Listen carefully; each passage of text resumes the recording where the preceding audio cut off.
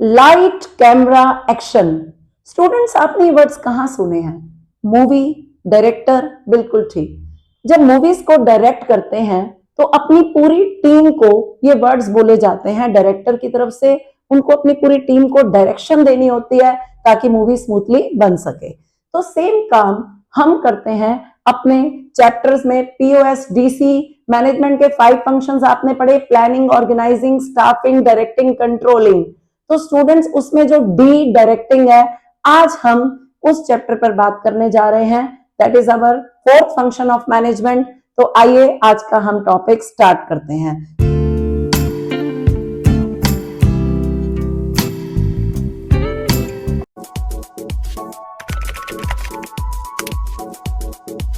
सबसे पहले हम बात करेंगे डायरेक्टिंग फंक्शन के कॉन्सेप्ट के ऊपर। आइए students, what is the meaning of directing? Directing simply means giving instructions to the subordinates. जब सुपीरियर बॉस अपने सबऑर्डिनेट्स को इंस्ट्रक्शंस देता है, ऑर्डर्स देता है, ये काम करना है, इस काम को ऐसे बिल्कुल नहीं करना, तो दिस इज कि वो डायरेक्टिंग फंक्शन परफॉर्म कर रहा है। से इसी तरह से अपने एम्प्लॉयज को गाइड करना, उनको जो भी प्रॉब्लम्स हैं उनकी प्रॉब्लम्स को सॉल्व करना। आइए इसकी डेफिनेशन समझते हैं। Directing refers to the process of instructing. Employees को इंस्ट्रक्शंस देना, उन्हें गाइड करना, उनको बताना काम को करना कैसे है, उनकी काउंसलिंग करना, मींस उनके रास्ते में आने वाली प्रॉब्लम्स को, उनकी डे टू डे प्रॉब्लम्स को सॉल्व करना, उनको मोटिवेट करना। बहुत बार मन गिरा देते हैं, जैसे बच्चे पढ़ते पढ़ते अपना मन गिरा देते हैं, अब हमारे से पढ़ाई नहीं हो रही। तो इसी तरह से आपके टीचर्स, आपके पेरेंट्स आपको मोटिवेट करते हैं, आपका मोरल अप करते हैं। सिमिलरली सब सुपीरियर्स भी अपने सबऑर्डिनेट्स को एनकरेज करते हैं कि कोई बात नहीं, अभी तुम्हारा मन नहीं कर रहा काम को, इस काम को इस तरीके से करो, टारगेट अचीव नहीं हो रहा, इस तरीके से काम करिए, आपका टारगेट अचीव हो जाएगा। तो उसे बोलते हैं मोटिवेशन एंड लीडिंग पीपल। और ये सब काम करते हुए जो मैनेजर है, जो सुपीरियर है, वो एक लीडर वाला रोल प्ले करता है। उन पे प्रेशर नहीं बनाता, उनको इन्फ्लुएंस करता है और वो खुशी खुशी काम करने के लिए एम्प्लॉइज तैयार हो जाते हैं। तो this all about is called directing. चलिए स्टूडेंट्स, आइए अब हम इसके फीचर्स के ऊपर बात करेंगे। Yes, the first feature is directing initiate action. जैसा कि मैंने अपना फर्स्ट लाइन ही बोला, क्या बोला था? Light camera action. Directing function को इन एक्शन भी बोलते हैं। स्टूडेंट्स देखिए, प्लानिंग में हम प्लान्स बनाते हैं, ऑर्गेनाइजिंग में हम स्ट्रक्चर्स मींस लेवल्स बनाते हैं, स्टाफिंग में हम एम्प्लॉइज अपॉइंट करते हैं, और इसके बाद जो controlling last function of management है, उसमें हम देखते हैं हमने अपने टारगेट्स को अचीव किया या नहीं किया। तो इसका मतलब क्वेश्चन ये उठता है कि हम काम कब करते हैं? तो हम काम करते हैं डायरेक्टिंग फंक्शन में। इसका मतलब जो वर्क परफॉर्म किया जाता है वो कौन से फंक्शन में किया जाता है? 4th फंक्शन में, विच इज कॉल्ड डायरेक्टिंग। तो इसलिए डायरेक्टिंग इनिशिएट एक्शन। मैंने अभी अभी बताया कि डायरेक्टिंग को इन एक्शन फंक्शन भी बोला जाता है। इन एक्शन, इसका दूसरा मीनिंग ही यही है डायरेक्टिंग का।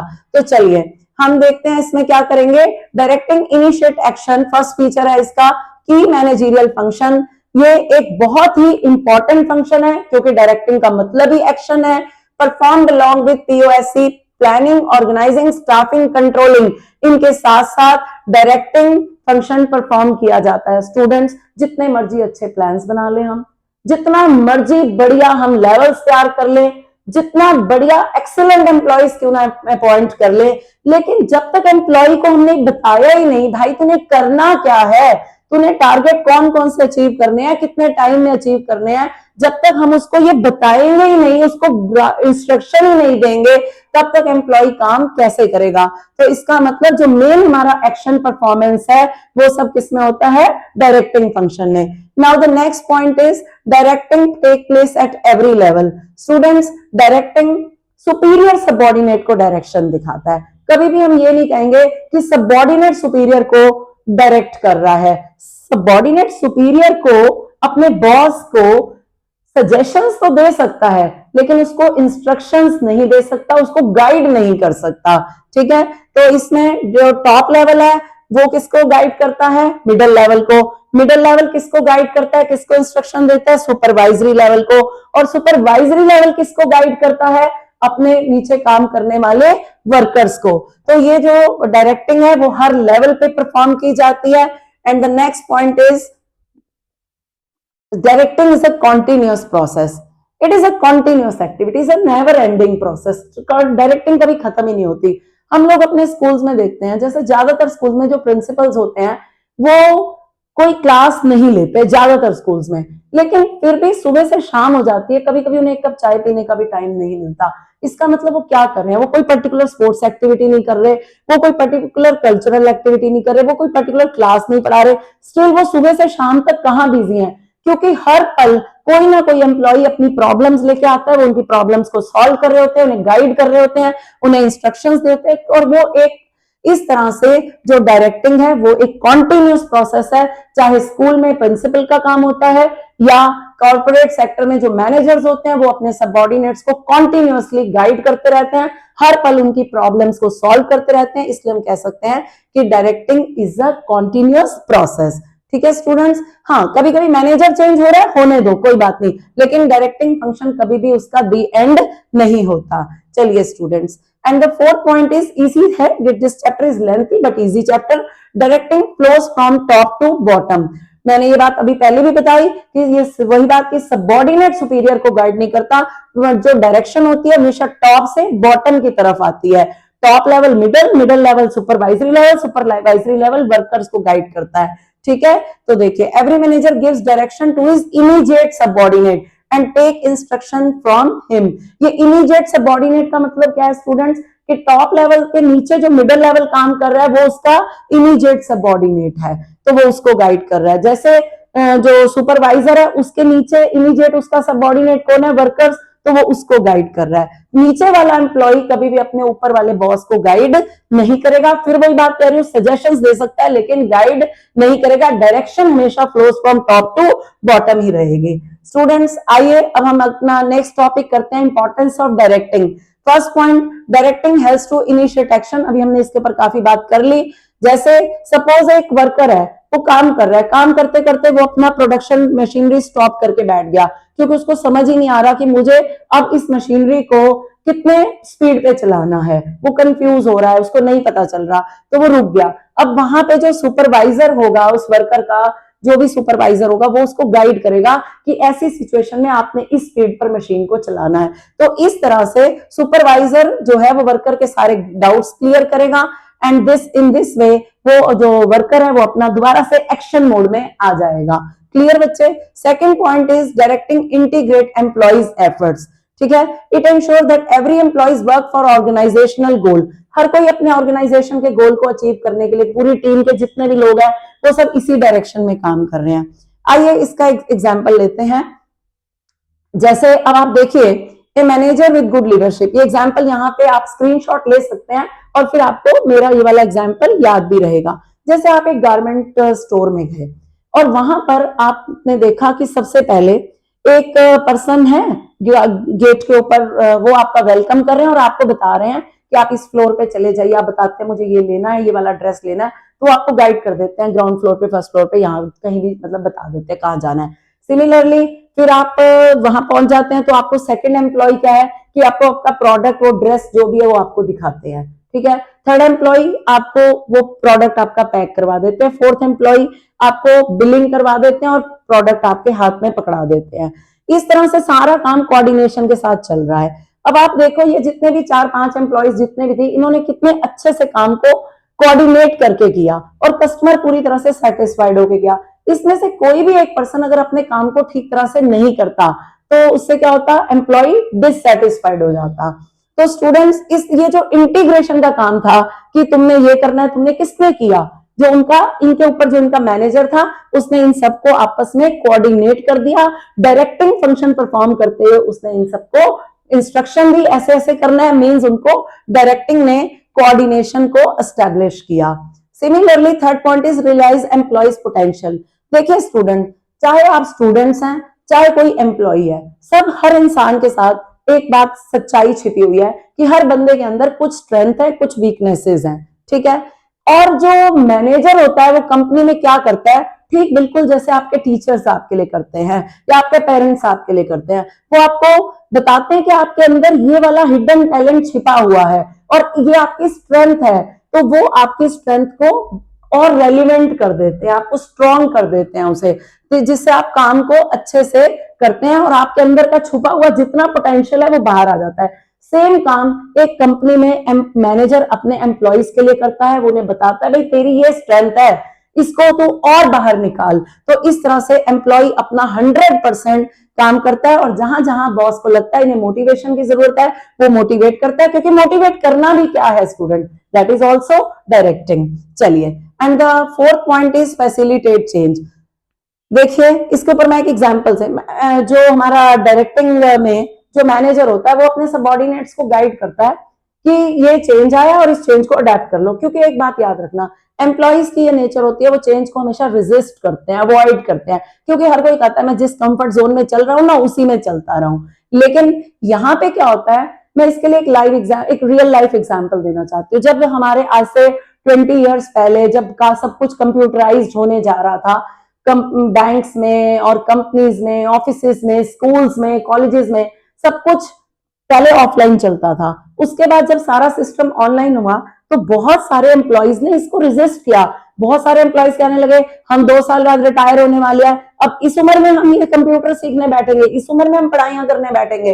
लेकिन स्टूडेंट्स, वहां पे क्या हुआ, जो मैनेजर्स जिन्होंने डायरेक्टिंग फंक्शन को इफेक्टिवली परफॉर्म किया, उन्होंने अपने सबऑर्डिनेट्स को गाइड किया कि इसको, ये कंप्यूटर एक बार सीखने के बाद आपको बहुत सारे इसके बेनिफिट्स मिलेंगे, आपको मेहनत कम करनी पड़ेगी और आपके रिजल्ट्स ज्यादा आएंगे, आप अपने टारगेट्स को जल्दी अचीव कर पाओगे। तो इस तरह से ये चेंज को इंट्रोड्यूस किया एक मैनेजर ने, कैसे, उसको अपने सबऑर्डिनेट्स को अच्छे से गाइड करके। तो डायरेक्टिंग फंक्शन में जो भी एनवायरनमेंट में होने वाले चेंजेस हैं उनको इंप्लीमेंट करवाना मैनेजर के लिए इजी हो जाता है।